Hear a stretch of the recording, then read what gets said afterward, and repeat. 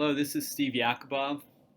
I'm speaking today at the Scottsdale Interventional Virtual Forum regarding why I use CoreValve. Here are my disclosures. The three topics I would really like to talk about today are hemodynamics and durability, a review of the bicuspid data regarding the use of CoreValve in those patients, and then talk about implant technique. The implant technique influences our pacemaker rate, which has been more important in patients as we get further into the low-risk bicuspid and the low-risk patient population. First of all is hemodynamics and durability. Hemodynamics and PPM are very related. The patient-prosthesis mismatch occurs when the effective orifice area of the valve, even in a normally functioning bioprosthesis, is too small in relationship to that patient's body size. PPM has been correlated to survival, it's been correlated to quality of life, and it's also been correlated with structural valve deterioration. In fact, PPM, when it occurs and is severe, has an increased mortality risk of 1.2 times, and the structural valve deterioration risk is 2 to 3-fold greater. The clinical impact on the effective orifice area with PPM is profound. Comparing a self-expanding supraannular valve such as CoreValve compared to an intraannular valve such as Sapien, we can see that the occurrences of PPM are always greater with intravalvular designs in small annuli, medium annuli, or even in large annuli. The valve design absolutely drives the hemodynamic performance. In an in vitro model, which isn't affected by pressure recovery, the Evolut valve has improved hemodynamic performance, both measured by Doppler and by catheter-based pressure measurements. At rest, the Doppler measurements are improved by 20 to 25%. By catheter measurements, it's greater than 40% with the supraannular design. Once the stroke volumes increased, mimicking exercise, these differences tend to be quite profound. By Doppler measurement, it exceeds 25% difference between self-expanding supraannular valves compared to intravalvular designs. And by catheter-based measurements, the pressure difference can be greater than 50%. Doppler velocity index may be a better way to assess the performance of the valves. DVI is not as influenced by LVOT measurements.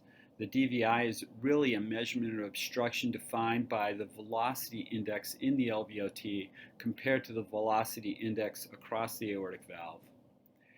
And if we look at patients with small annuli, the low DVI is really exceptional with intraannular valves. Self-expanding supraannular valves tend to produce greater DVI and less patient prosthesis mismatch, especially the smaller the annulus. A DVI of less than 0.5 is correlated to an increased risk of death. So the key points of the hemodynamics is there is a superiority of the hemodynamic performance of supraannular self-expanding valves. The differences in the gradients are accentuated by higher stroke volumes, exercise, and with time. The proportion of patients with smaller annuli and greater than 20 millimeters of mercury are higher with intraannular valve designs. A supraannular design may give better performance in patients with small annuli, and it's especially applicable to those patients needing valve-in-valve procedures. DVI is a better predictor of outcomes than just indexed effective orifice area. And there's a correlation between low DVI, quality of life, and mortality in TAVR and SAVR. These changes in hemodynamics may translate into durability. What we're seeing with the supraannular self-expanding valve is that there doesn't appear to be an increased rate of structural valve deterioration, and even out to 5 years, it looks like the TAVR structural valve deterioration is relatively flat compared to surgical aortic valves. Self-expanding supraannular valves may have an advantage. Next, I'll turn our attention to bicuspid aortic valves. At the recent ACC meeting, data was presented with regards to low-risk bicuspid registry with using the Evolut valve. The insights from the previous STS-TVT registry show that it's reasonable to use transcatheter valve designs in patients with bicuspid valves. It looks like the mortality is comparable to what we would see with 3-leaflet valves, and the incidence of stroke may be slightly greater, but fairly similar to what we see with 3-leaflet valves.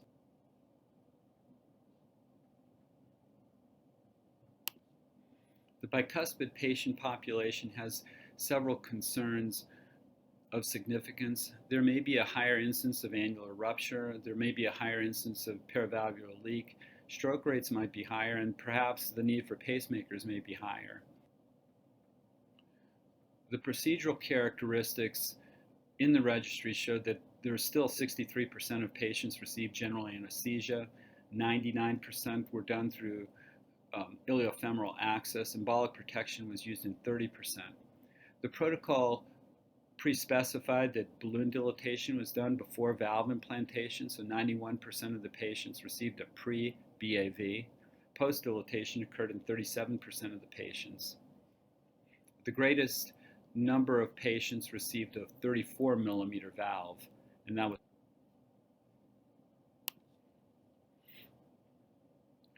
in the low risk bicuspid registry. The results were outstanding. The incidence of all-cause mortality or stroke was 1.3%, non-disabling stroke was 3%. There were no annular ruptures, the pacemaker rate was 15%, and major vascular complications were lower also.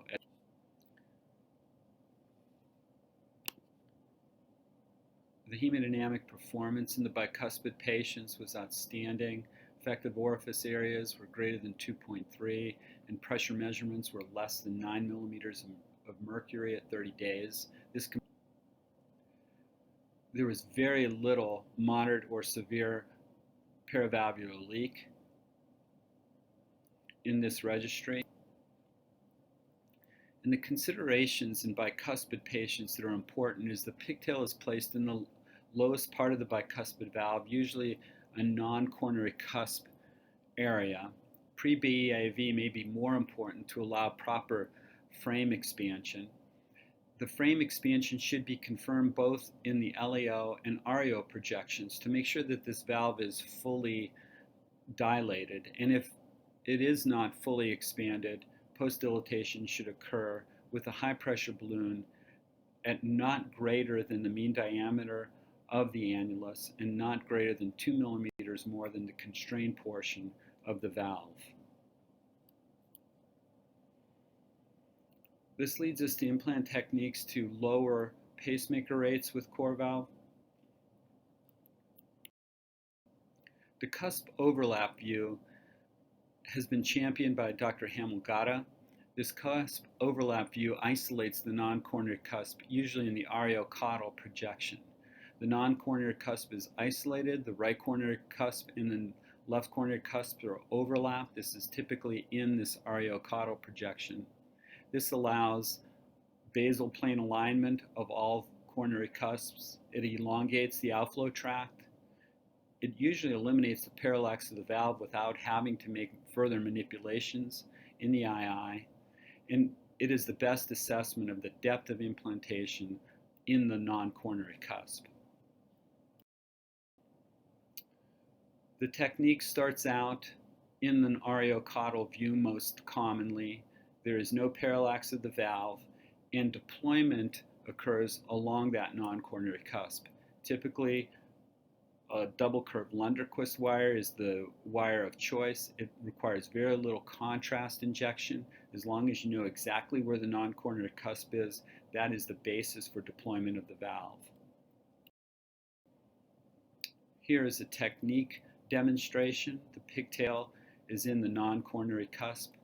As the catheter is being delivered, initial deployment starts above the annular plane. As the catheter is being delivered, it tends to dive down below the annular plane. That depth of deployment can be controlled by gentle manipulation of the catheter, but preferentially manipulation of the wire to allow the valve to be lower or higher along the non-coronary cusp. Once the third node is revealed, pacing often is occurring at 120 to 140 beats a minute. The catheter then is deployed fairly rapidly in a controlled fashion. After the depth of implantation on the non-coronary cusp is assessed, we roll over to the LEO projection to see where we are aligned along the left coronary cusp, and then final deployment occurs at that point in time. Final deployment can occur either in the LEO or REO projection. Angiography is unreliable to assess the implant depth.